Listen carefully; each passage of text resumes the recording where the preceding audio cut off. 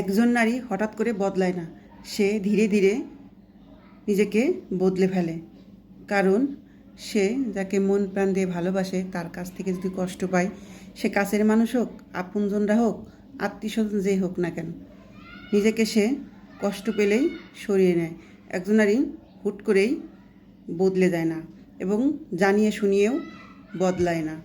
ঠিক আছে, একজন নারী তখনই সরিয়ে নেয় নিজেকে যখন দেখে তার ওখানে কোনো মূল্য নেই, দাম নেই, তার দিকে কেউ ফিরেও তাকাচ্ছে না, বাট তাকে কেউ কখনো মূল্যায়নই করে না।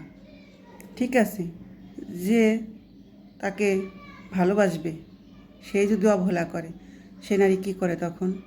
তখন সে কষ্ট পেতে পেতে একসময় সে নিজেকে সরিয়ে নেয় সেখান থেকে। হুট করেই কেউ বদলায় না, কেউ চায় না তার ভালোবাসার মানুষটাকে কষ্ট দিক। যখন সে কষ্ট পায়, খুব তার কাছ থেকে আঘাত পায়, তখনই সেই নারীটা তাকে ভুলতে শুরু করে।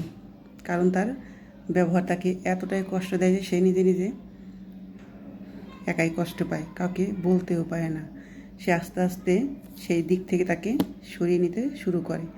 ভাবে যে আমি যার জন্য এত করি, যাকে এত ভালোবাসি, এতটা কেয়ার করি, আর সে কিনা আমাকে এত অবহেলা করে, এত লাঞ্ছনা দেয়, এত অপমান করে, তাহলে আমি কি পেলাম? তার কাছ থেকে আঘাত পেয়ে নারী বদলাতে শুরু করে। নারী খুব আঘাত না পেলে নিজেকে কখনো বদলায় না। তখনই বদলায় যখন তার ভিতরটা ভেঙে চুরে শেষ হয়ে যায়। তখন সে কাকে বলতে পারে না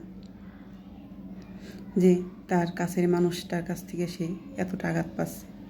ঠিক আছে, কাছের মানুষও সেদিকে তার নজর নেই যে সে কীভাবে কষ্ট পাচ্ছে, কেন বদলে গেল। কারণ তখন তাকে আর প্রয়োজন হয় না।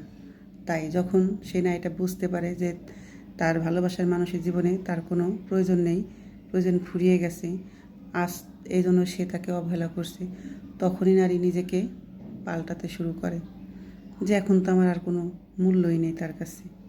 এত ভালোবাসার পরেও সে আমাকে ভালোবাসে না, ফিরেও তাকায় না, জিজ্ঞেসও করে না কেমন আছো।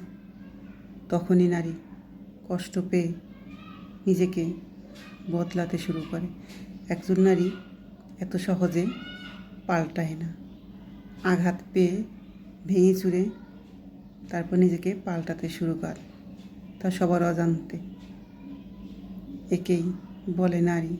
হাজারো দুঃখ কষ্ট সয়েও থেকে যায়, পাল্টাতে পারে ঠিকই নিজেকে, কিন্তু মন থেকে তো তাকে সরাতে পারে না। একেই বলে নারী।